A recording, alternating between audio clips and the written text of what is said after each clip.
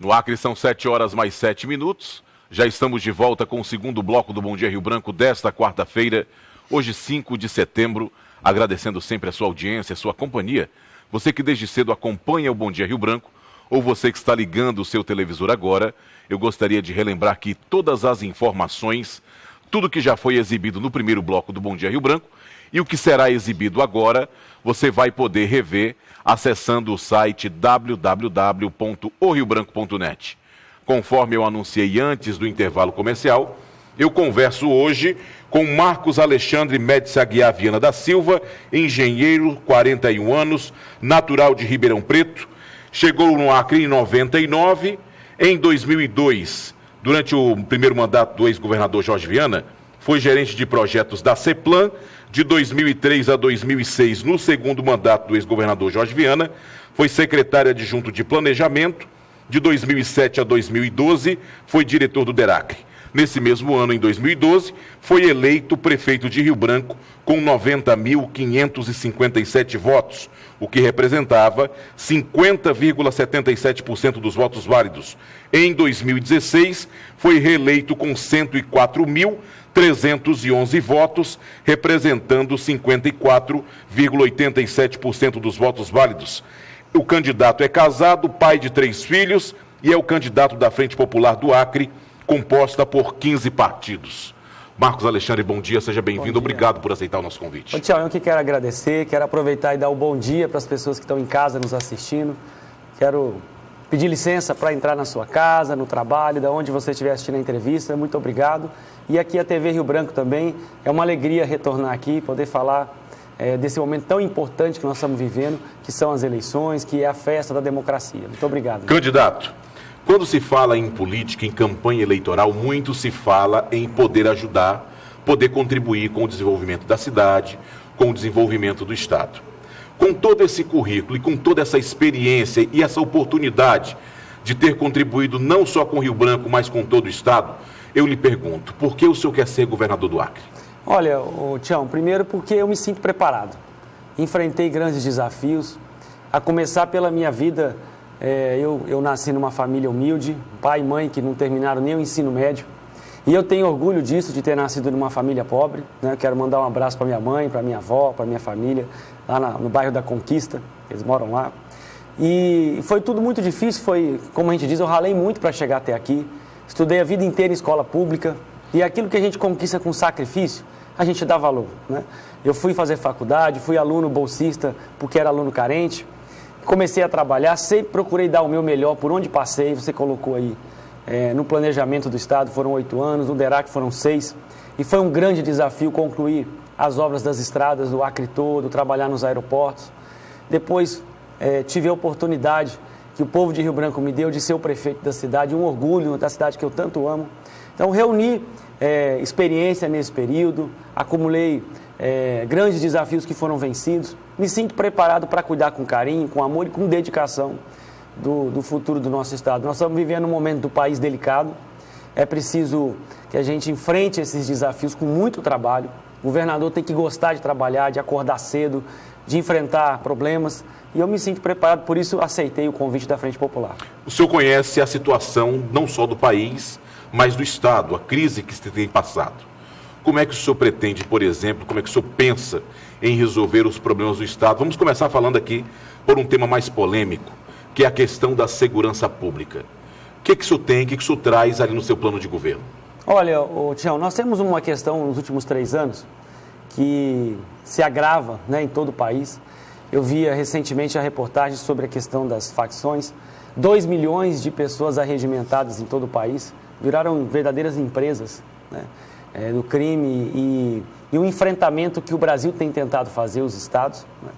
Só o Acre tem 2.000 quilômetros de fronteira, mas eu não estou aqui para dizer essa questão se o governo federal está ou não cumprindo o papel dele. Que inclusive essa questão da fronteira, o atual governo do qual o senhor já fez parte, né, e o qual o senhor representa, diz que não pode cuidar das fronteiras por conta que é uma obrigação do governo federal. O senhor tem o mesmo pensamento? Olha, Tião, essa questão, então está falando das fronteiras. Saiu recentemente um estudo, o déficit de presença do governo federal na fronteira é muito grande, que vai do sul do país até a região norte. Só o nosso Acre são 2.000 quilômetros. Mas o que a gente precisa entender é que o enfrentamento está acontecendo, o que é possível ser feito dentro das condições dadas, o governo do Estado vem fazendo, mas os números são difíceis, a realidade está colocada e a gente tem que estar com os olhos abertos para a realidade. Não adianta a gente querer dizer que a gente tem um enfrentamento todos os dias. Eu acredito muito na nossa polícia, quero deixar isso bem claro. É uma polícia honesta, trabalhadora, dedicada, pessoas que deixam as suas famílias em casa para cuidar de outras pessoas. A proposta nossa, ela tem um tripé de prioridades. Primeiro é valorização do servidor. O servidor que eu digo é o operador de segurança pública. Garantir condições de trabalho. Nós temos que dar posse a mais efetivo, tem um concurso agora que o governador Tião Viana conclui, homologou, e nós vamos dar posse, se não ocorrer agora, nós daremos posse. São mais de 500 homens e mulheres aprovados, e ainda temos o cadastro de reserva, certamente precisaremos de mais pessoas para aumentar o efetivo nas ruas, então valorização do servidor. O reaparelhamento permanente, nós temos que ter uma polícia cada vez mais com condições de trabalho, sejam veículos, combustível, armamento, munição. E o terceiro tripé é a inteligência. Trabalhar com inteligência e tecnologia. São os três eixos da nossa proposta. Objetivamente falando, a Constituição diz que quem controla as fronteiras é o governo federal. Mas nós vamos fazer o nosso esforço. A nossa proposta, Tião, é criar o Comando Estadual de Fronteira. O que seria esse Comando Estadual de Fronteira? Nós vamos dar posse aos concursados, chamar a cadastro de reserva, para que a gente tenha um controle dos acessos das cidades. Nós temos rodovias estaduais, rodovias federais que acessam as nossas cidades, rios e ramais, né? E esse comando, nós dividimos em 10 pontos estratégicos do Estado, para dificultar a entrada e a saída do ilícito, a entrada de armas e a entrada de drogas.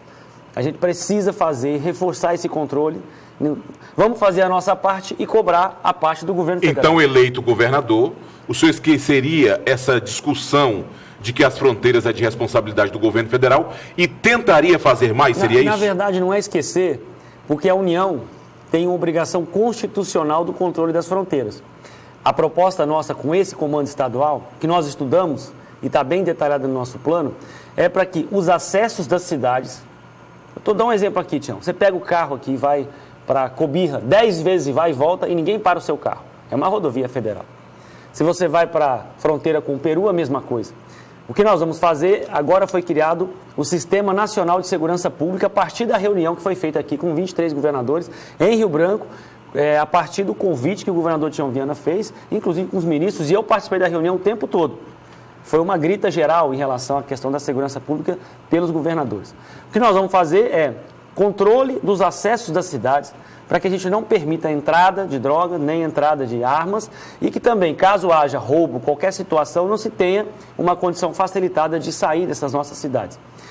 A gente fazer um trabalho onde nós vamos dificultar a entrada do ilícito nos municípios, a gente vai tirar aquilo que é o insumo principal, a arma e a droga. Então, ramais, estradas, o nosso comando estadual vai fazer o controle desses acessos. Vamos ter que fazer uma parceria, um convênio com o governo federal, mas eu tenho certeza que ele não se negará a permitir que o Estado faça um controle maior dos acessos. Esse é um aspecto. O outro são as áreas comerciais. Onde é que as pessoas vão todos os dias? Trabalhar nas áreas comerciais. Rio Branco são 10 áreas comerciais. Um exemplo, nós temos o Centro, nós temos o Bosque, nós temos as Nações Unidas, nós temos a Via Chico Mendes. A nossa proposta, Tião, é um controle ostensivo e operacional, com câmeras de segurança. Já tentou fazer, vamos fazer. E a outra é ter a presença.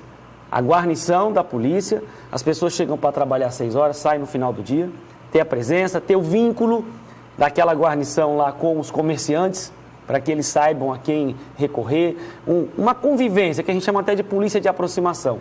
E em alguns bairros, nós vamos ter que voltar a ter as nossas bases. As bases que a gente tinha da polícia, em pontos estratégicos, nós vamos ter que reativá-las.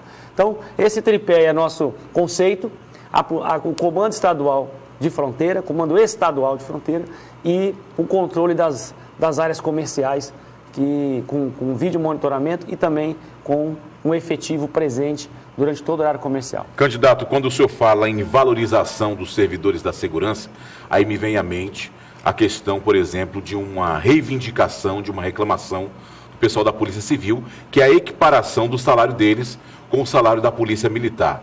O senhor estaria disposto a trabalhar essa equiparação? Na verdade, Tião, é o contrário. É a Polícia Militar... A Polícia Militar querendo o mesmo salário da Polícia Civil. Eu já recebi, inclusive, representantes e já respondi isso. Eu tô disposto e acho que todo governador tem de estar. O governador Tião Viana, a folha da segurança pública, ela sai de 200 e poucos milhões para quase 500 anual nos últimos anos. Então, houve uma melhoria na remuneração, ainda que tenha essa discussão da disparidade. Nós podemos fazer, já disse isso aos representantes, mas tem que ser de maneira escalonada. Nós não podemos equiparar de uma única vez, porque o Estado tem as suas diversas obrigações. Eu prefiro sempre tratar as coisas com a sinceridade do que colocar promessas aqui em período de campanha. Eu não sou assim, nunca fui. Mas diminuir a diferença de maneira escalonada, eu estarei aberto a discutir isso com os sindicatos e os representantes da Polícia Militar. Na Prefeitura de Rio Branco, o senhor enfrentou alguma situação como essas? Olha, de diferença de salários? Nós tivemos o caso, por exemplo, dos enfermeiros com os dentistas na rede de saúde municipal. Fizemos um trabalho em 6 anos, equiparamos. Tivemos os planos de carreira dos servidores do município, porque durante todo o período, Rio Branco tinha uma única lei que tratava de todo o conjunto dos quase 6 mil servidores. Nós fizemos um trabalho e aprovamos a lei específica da saúde, da educação, da fiscalização, criando leis e atualizando a carreira dessas áreas. Saúde, educação, fiscalização geral e os demais servidores. Então, eu cumpri os compromissos que nós assumimos com os servidores do município. E quando a gente fala nesse tripé de valorização do servidor, reaparelhamento, condições de trabalho e tecnologia e inteligência, nós temos que entender que quem faz a segurança acontecer são os operadores. Quem está na rua todo dia são os praças. E a gente vai dar muito valor e atenção e condição a eles. Uma outra situação que o senhor traz no seu plano de governo é o fortalecimento do controle dos presídios. Como será feito isso? Nós temos um caso hoje, uma situação dessa, que às vezes você faz uma ação no presídio local, mas se não houver nos outros estados, às vezes os comandos eles partem de outras regiões. É claro que tem que haver o controle dos nossos presídios, isso é uma condição necessária, né, para o sistema prisional. Tem outra coisa que nós vamos fazer, que é a vinculação do IAPEM à Secretaria de Segurança. Hoje, o IAPEM é vinculado à Secretaria de Direitos Humanos, e já sinalizamos e está no nosso plano o Instituto de Administração... O senhor acha que isso é um erro? Não vou dizer um erro, porque eu não participei da decisão que foi tomada naquele momento na estrutura organizacional. Talvez um conceito diferenciado, mas eu entendo que a administração penitenciária tem que estar vinculada ao sistema de segurança pública, portanto, à Secretaria de Segurança Pública, e nós vamos encaminhar o projeto para a Assembleia Legislativa para vincular a Secretaria de Segurança Pública. E vamos, claro, dar condição para que os agentes penitenciários possam exercer a sua atividade. Recentemente, o governador Tião Viana aprovou a melhoria salarial, reconhecendo as reivindicações da categoria. Eu quero aqui mandar um abraço ao Janes Peteca, que era um dos líderes desse processo, desse movimento de negociação. Ao Emilson também, quero mandar um abraço, que é o nosso vice, e toda a equipe da Segurança Pública. Então, nós vamos dar sequência. Não é só o controle, não. A ampliação de vagas. Nós estamos em reforma, nesse momento, Sena Madureira, estamos com reforma em Cruzeiro do Sul, e a ampliação de vagas é necessária e está no nosso planejamento de trabalho. Quando eu lhe perguntei se, na sua opinião, a questão de o IAPEM estar ligado à Secretaria de Direitos Humanos, se era um erro ou não, aí me veio outra cabeça que eu preciso lhe perguntar isso agora para que a gente consiga encerrar esse bloco. A Frente Popular, nesses quase 20 anos de administração, é claro que em qualquer situação da vida tem seus erros e tem seus acertos. O que o senhor considera o maior acerto da Frente Popular e também erros? O senhor reconhece algum erro? Olha, eu acredito, viu, Tião, que a gente tem que fazer em todos os nossos processos, na vida, no trabalho, na vida pública, a gente tem que estar aberto a reconhecer os nossos erros. A Frente Popular está enfrentando a 6ª eleição consecutiva. Eu represento, como candidato da Frente Popular, os acertos e os erros. Seria muito oportunismo da minha parte dizer que eu só represento os acertos. Foram muitos acertos, nós tivemos muito trabalho ao longo de 20 anos e a Frente Popular mostrou serviço e os indicadores e os números estão aí para quem quiser ver a evolução dos principais indicadores do Estado de 99 para cá. Mas é claro que acumula erros, decisões, falhas e a gente tem que pedir desculpa, perdão, a gente tem que reconhecer... Você pode pontuar alguma falha? Alguma falha? Eu posso dizer, decisões que foram tomadas e que a gente... vou dar o exemplo da questão industrial, por exemplo. Houve um avanço enorme na área industrial, mas nós apostamos na ZPE em Senador Guiomar, a Zona de Processamento e Exportação. Não foi uma ideia que não deu certo. Se a gente for hoje lá em Senador Guiomar, nós vamos ver uma estrutura, a ZPE, que não não atingiu o objetivo pelo qual ela se propunha. Nós vamos ter que retomar, tive na Federação da Indústria, talvez transformar a ZPE num polo logístico, já que ela está na confluência das duas BRs, 317 e 364, uma região com a infraestrutura resolvida, tanto para a rota para o Pacífico, como para Cruzeiro do Sul, na BR-364. Então, um exemplo de uma ação, uma boa ideia, que não deu certo. E a gente tem outros exemplos. Eu tenho dito isso às pessoas. A gente tem situações, por exemplo, no caso dos ramais. Vamos aqui falar outra situação. Produtor rural que está me assistindo hoje. Mas a gente tinha um trabalho melhor de ramais. Abateu a crise. O DERACRE hoje não tem a mesma força que tinha em momentos anteriores. Nós vamos ter que retomar, porque não dá para deixar as prefeituras sozinhas no trabalho de ramais. Apostou-se numa emenda, o governador de Tijuana tentou de todas as formas liberar o recurso, a emenda foi cortada pela metade e a metade que ficou, o presidente Temer não liberou.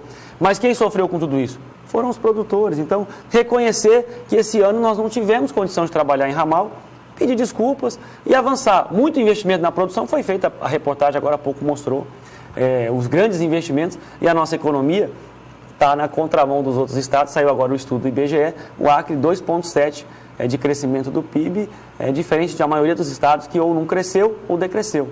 Mas ramal, a gente sabe que é uma dificuldade e que não foi trabalhado. Candidato, nosso tempo está estourado nesse segundo bloco. A gente volta já no terceiro bloco. Vamos conversar sobre saúde, educação e política de desenvolvimento. A gente vai fazer um rápido intervalo e voltamos já.